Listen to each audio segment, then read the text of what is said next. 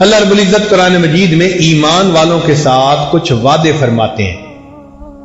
امید ہے کہ آپ گوش ہوش کے ساتھ سنیں گے، توجہ کے ساتھ اس بات کو سنیں گے کہ یہ اللہ رب العزت کے وعدے ہیں ایمان والوں کے ساتھ.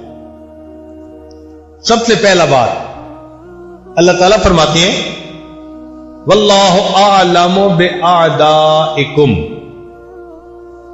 اللہ جانتا ہے تمہارے دشمنوں کو. ہم نہیں جانتے ہمارا دشمن کون ہے. ہماری نظر میں تو دوست ہو سکتا ہے، مگر دوستی کے رنگ میں کوئی دشمنی کر رہا ہو تو دلوں کی نیت کو ہم کیسے جانیں. اور آج کل تو حال بھی یہی ہے کہ کفر دوست بن کے دشمنی کرتا ہے، زیادہ قریب ہو کے زیادہ گہرا زخم لگانے کی کوشش کرتا ہے. اوپر اوپر سے خیر خواہی کر رہا ہوتا ہے، اندر سے جڑیں کاٹ رہا ہوتا ہے. چنانچہ اللہ تعالیٰ فرماتے ہیں کہ تمہیں ایمان والوں پتہ نہیں ہے کہ تمہارا کون ہے، تمہارا دشمن کون ہے. واللہ اعلم باعدائکم، اللہ جانتا ہے تمہارے دشمنوں کو. ایک بات تو یہ بتا دی. اگلی بات یہ بتائی وَلَن يَجْعَلَ اللَّهُ لِلْكَافِرِينَ عَلَى الْمُؤْمِنِينَ سَبِيلًا، اللہ تعالی ہرگز کافروں کو ایمان والوں تک پہنچنے کا راستہ نہیں دے گا. اس کی مثال ایسے کہ جیسے کسی کے بچے کو کوئی ہاتھ لگانا چاہے، مارنا چاہے، تو باپ کہتا ہے میاں میری لاش سے گزر کے جاؤ گے، یعنی پہلے مجھ سے نمٹو پھر میرے بچے کو ہاتھ لگاؤ.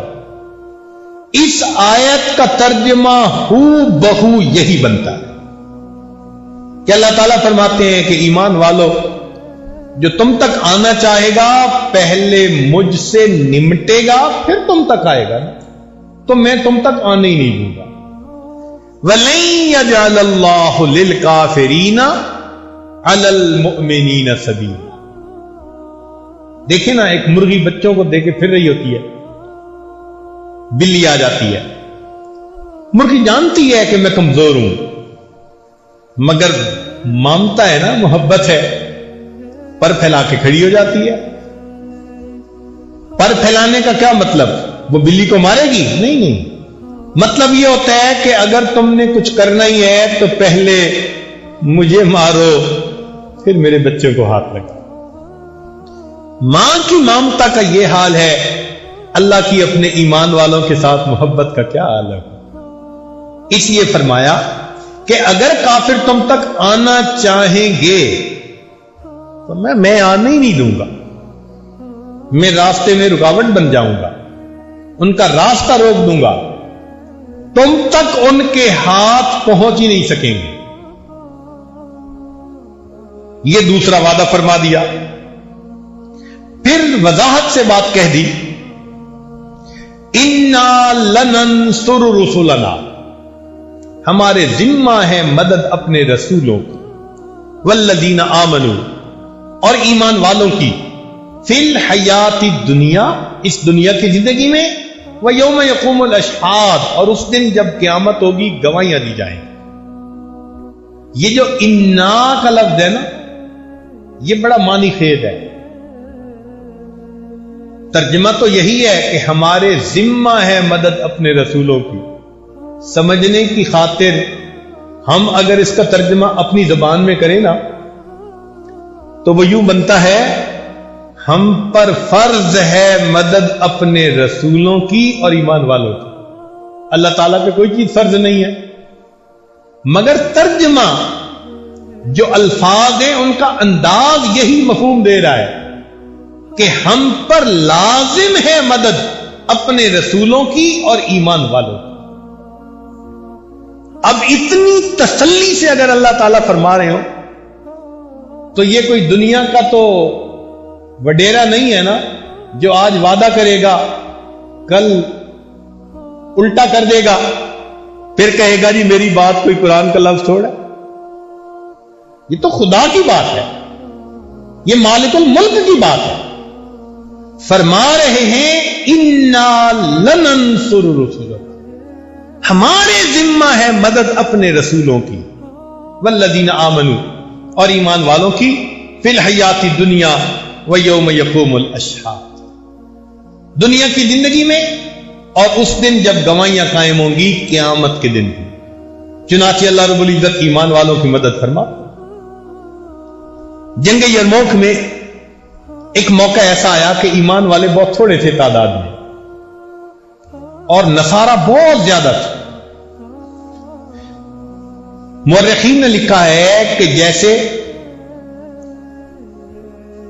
سفید گھوڑے کے جسم پہ چھوٹا سا کالا داغ ہوتا ہے، سفیدی کی طرح دشمن تھے اور چھوٹے کالے داغ کی طرح مسلمانوں کی تعداد تھی.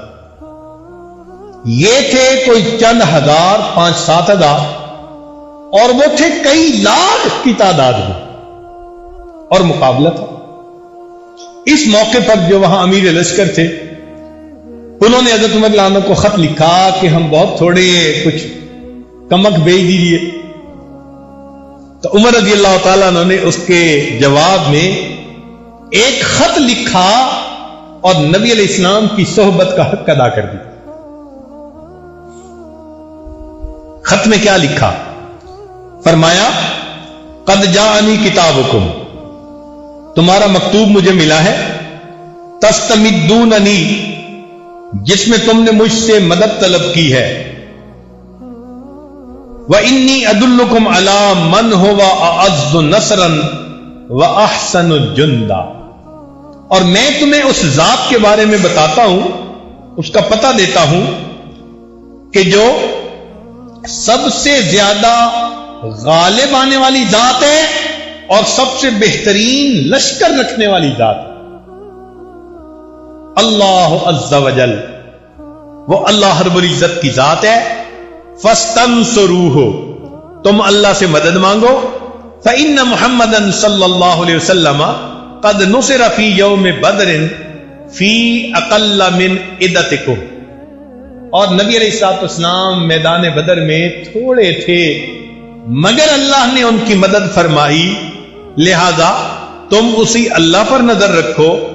فَإِذَا جَاءَكُمْ کتابی، جب یہ میرا مکتوب تم تک پہنچے، هذا فقاتلوہم ولا تراجعونی، ٹوٹ کر ان پر حملہ کر دو اور پھر میری طرف مراجعت نہ کرو. حضرت عمر رضی اللہ عنہ کا خط پہنچنا تھا، ایمان والوں نے اگلے دن قدم اٹھا گیا اور اللہ کی ایسی مدد آئی کہ اللہ نے جنگ یرموک میں کامیاب فرما دی. اللہ کی مدد آپ غور کیجئے کیسے. عمر رضی اللہ عنہ جانتے تھے کہ قلت اور کثرت کا مسئلہ نہیں ہے، معاملہ ہے اللہ کی مدد کا. جس پلڑے میں اللہ کی مدد کا وزن اتر آتا ہے وہ پلڑا ساری کائنات سے بھاری ہو جاتا ہے. انہوں نے سبق دکھایا. آج ہمیں بھی یہی سبق سیکھنے کی ضرورت ہے کہ ہم ایسے نیک بنے کہ اللہ رب العزت کی مدد ہمارے ساتھ آ جائے. مدد آ گئی پھر خیر ہے، سینکڑوں سال کے مشاہدے غلط ثابت ہو جائیں گے.